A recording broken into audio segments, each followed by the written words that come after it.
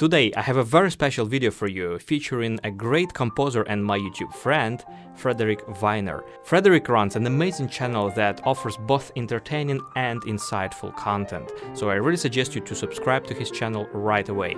But today we are going to engage in a clash of our musical minds, a battle of perception. One thing that continuously astounds me about art is that despite a standardized music education, each musician possesses a unique perspective when it comes to interpreting a musical work. In this video, we have selected 4 iconic pieces from the early 20th century, a time of audacious musical experiments and the expansion of musical language. You will witness how differently a composer and a performer approach these musical compositions, how we perceive them, how differently we interpret them for our own enrichment. And at the same time, you will learn a lot of interesting things about these compositions from both performers and composers' point of view. But first, please don't forget to like this video and subscribe to this channel. And of course, if you have interest in the art of efficient and expressive piano playing, check out the links below where you will find my exclusive piano courses. And of course, you can also book a lesson with me.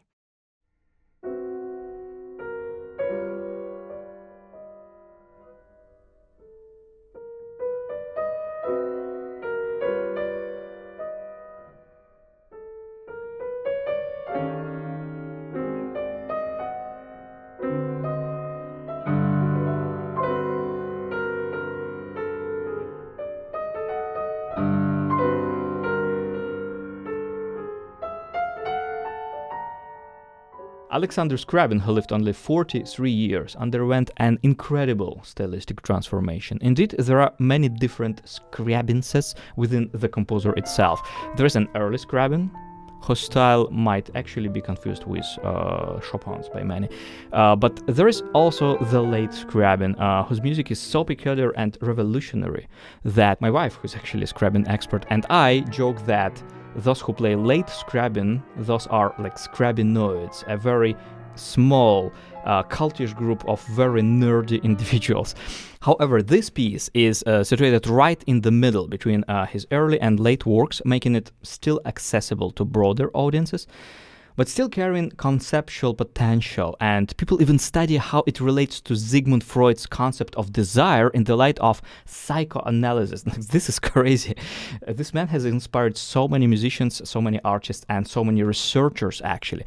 So when it comes to pieces like these, memorizing them takes only minutes probably, but there is an ample room for different interpretations and the potential for a truly exquisite listening experience. So you can easily spend hours experimenting with options. For example, should I start timidly, like the initial flicker of thought before you truly feel desire? Or should I rush into that pose, revealing a conflict between desire and hesitation to reveal it?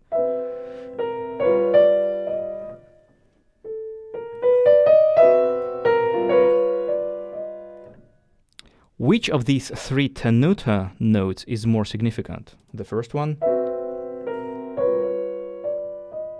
The second one? How do I even interpret a piece which starts with pianissimo, has very local, very few poco crescendo and small crescendo indications, despite a tremendous texture development which starts from this very tiny, narrow chord to something like this?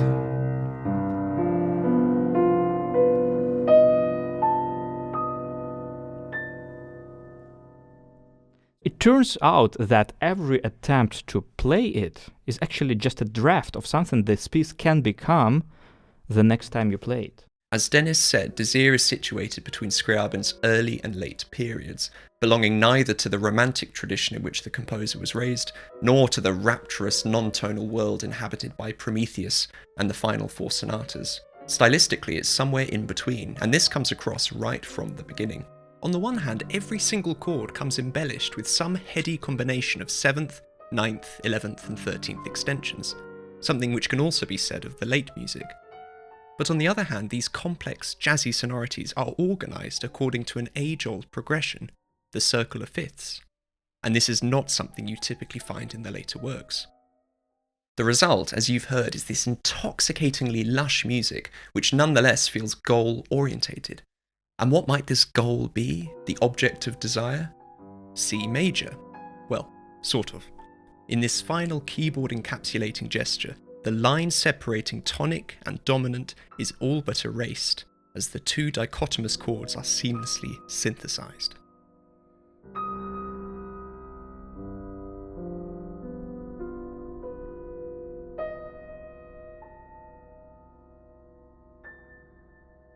Tension, resolution, consonance, dissonance, Scriabin unifies these opposing forces, perhaps reflecting his megalomaniacal desire to bring all of mankind into an ecstatic state of oneness.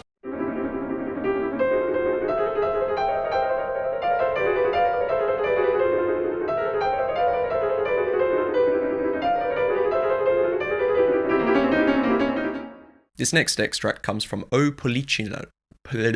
This next extract comes from O Polichinelo, a popular encore piece by Villa-Lobos. The puppet Polichinelo, whose variants include Polichinelle, Pulcinella, and Punch, as in Punch and Judy, has inspired many musical depictions over the years. Listening to Villa-Lobos' take and that playfully transgressive white key, black key bitonality, I can't help but think of Stravinsky's version in particular, the ballet Petrushka, whose defining harmonic motif also involves the distinctive juxtaposition of white and black keys, supposedly a representation of the marionette's mocking antics. During the extract, this chromatic cacophony acts as the backdrop to a sort of unhinged nursery rhyme, a deliberately banal tune made all the more comical, and unsettling perhaps, by its unbalanced phrase lengths. 4 answered by 3, 4 answered by 3. Tripping up the listener's expectations, just like how Polichinello trips up on his own strings. As a final, broader thought, C major seems to have this deliciously sarcastic side to it. It's the simplest key, the beginner's key, the foundation for so much pedagogical literature, all of which makes it ripe for musical mocking. This piece may seem much more challenging than it actually is, because you basically have to remember just very simple chords and add some neighbor black keys, which is very basic for any pianist. And this martellato technique is actually very also common in piano playing. It doesn't really require much practicing time. So this piece falls into a category I would call an ovation generator, because such pieces can get audiences very excited, even if played with some technical and musical flows. Art is as diverse as life itself and serves multiple purposes. Some art is capable of even expressing philosophical concepts, while other is designed to just have fun and entertain. And the entertaining aspect is of course gaining more and more significance in modern world, because if you don't provide pure fun, at least sometimes, you're less likely to excite the wide audience. So I like to look at different classical musicians and see what is their ratio in the repertoire of pieces which are solely entertaining and pieces which are more serious, like conveying more serious ideas and thus requiring a certain effort to appreciate fully. Personally, I might slightly prefer Rachmaninoff's Polichinelo, even though it's a very early Rachmaninoff's work, written when he was like 19 years old, and this supposedly comedic character sounds sometimes almost like militaristic in Rachmaninoff's version.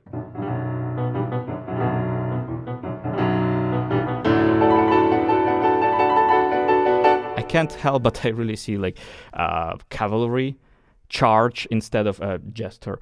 However, Rachmaninoff's version has a wonderful middle section.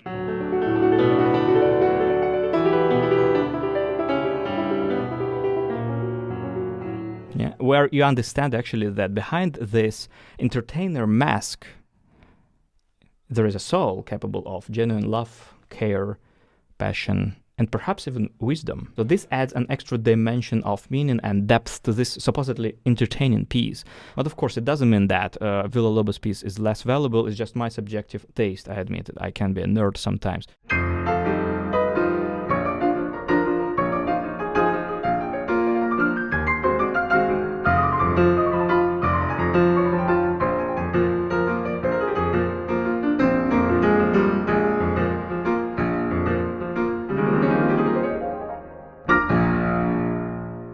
Next up is the rambunctious ending to Gershwin's Prelude No. 1.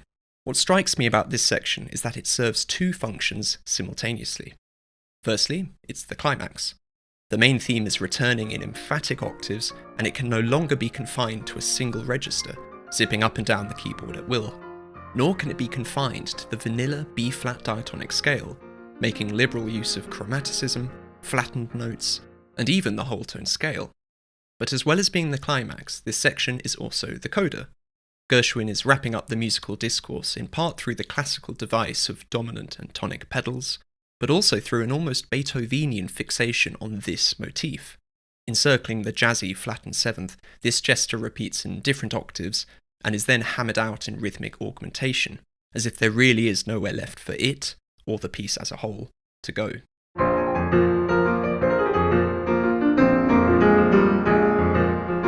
The music does indeed swiftly draw to a close, but not without one last virtuosic display. A lightning-quick two-handed scale, and a death-defying left-hand leap, which I personally think is worth seeing again in slow motion. Listening to this piece, and I'm reminded that uproarious fun and immaculate compositional craft are certainly not mutually exclusive. Jazz and classical music are two very different worlds, and unfortunately they rarely intertwine, and Gershwin's music is often described as classical jazz or jazz-influenced classical music. And he is usually seen as a man who built a bridge between two mostly isolated islands. In classical music, we usually treat musical time as flexible, and distorting this aspect in an original and convincing way is one of the most praised qualities of a classical performer. This can be risky when classical musicians attempt to play in jazzy pieces like this one. Even by listening to leading artists from the industry, you might actually notice that many have struggled to maintain a steady beat in a piece like this one. In my opinion, what truly makes this piece work stylistically is a steady beat and attention to syncopated notes. So that's why I really spent some time working with syncopated notes here by coordinating motion in such a way that non-accented octaves would be played lighter on a rather pulling motion, and the syncopated accented octaves would be played on a motion in the keyboard, or on a sharper, like more aggressive motion. So then you get a very clear syncopated rhythm.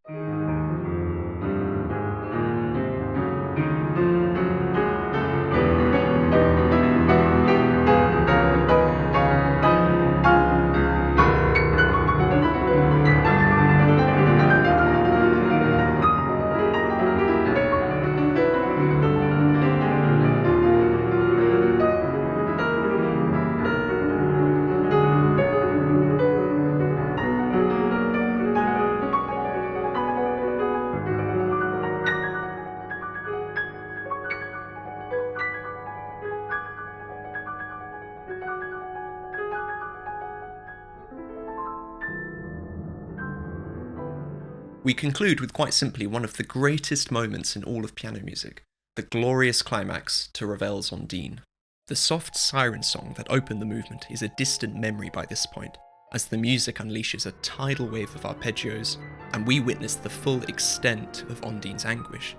Denied her true love, or prey, if you're partial to the more sinister interpretation.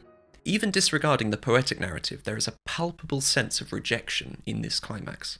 The 4-bar build-up, which consists of a colossal ascent, increasingly dense chords, and the expectation of a tonal resolution, is answered by its exact musical opposite.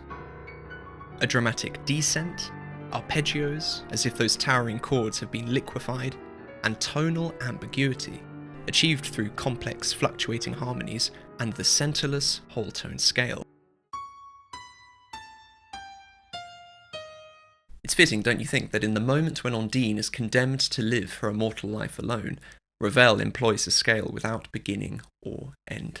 If the Gershwin and Villa-Lobos fragments probably took me just a few minutes to master this one page of Ravel, probably required around 2 hours of total practice for me to feel truly secure and comfortable with it. Mastering the entire cycle, as you can imagine, is quite a project, I have to say, but it's absolutely worth it because the piece has so much depth and power. It's worth becoming a professional pianist just to play this cycle, in my opinion. For me personally, this part is a mind-blowing representation of the idea of what it essentially means to be human, because it has such a densely painful mixture of love, hope, pain. For me, it's a manifestation of the ever-evolving and never-giving up human spirit despite inevitable burden of entropy and realization of one's mortality. I know this sounds very pretentious, and most probably it is, but this is the only explanation I have when trying to translate the goosebumps I feel when playing or listening to this spot. However, of course, this revelation and intense experience work only when the spot is placed where it is placed in the piece. So you have to kind of deserve this climax by making this journey from the beginning of the piece. This cycle is akin to the Lord of the Rings books and music, a complex world to which one can return at different stages of life, discovering something new each time, depending on your hopefully progressing level of maturity. The piece not only challenges every pianist's skill, but also demands certain conditions. In general, pianos have become heavier with time. For example, every piano I've tried in my life built before 1930s is significantly lighter than most modern instruments. I'm not sure I could even record this piece in my home studio here because my piano has a very tough action, and some effects that Ravel writes here, like for example glissando on black keys, and it just doesn't work. I'm getting stuck here. That doesn't matter how I try, I either get stuck or the keys just don't respond. The opening section of this piece is quite challenging for most pianists because it requires excellent tension management and a highly developed skill in motion coordination when your arm works as one unit.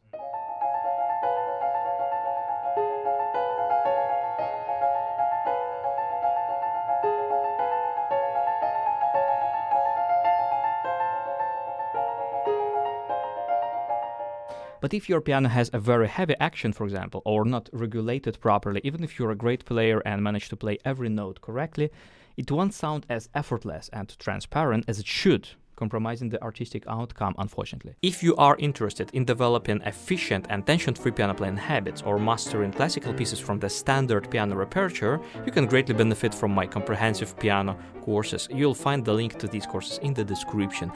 Piano teaching is my great passion, that's why if you're interested in an online lesson with me, please contact me following the link in the description. I'd like to express my gratitude to Frederick, who has invited me to collaborate on this project, which I hope will be the first of many. Please let us know in the comments which pieces you'd like us to cover, to analyze, or maybe you have any other ideas for our joint YouTube projects. We'll be happy to consider them. Thank you for watching, have fun making music, and see you next time.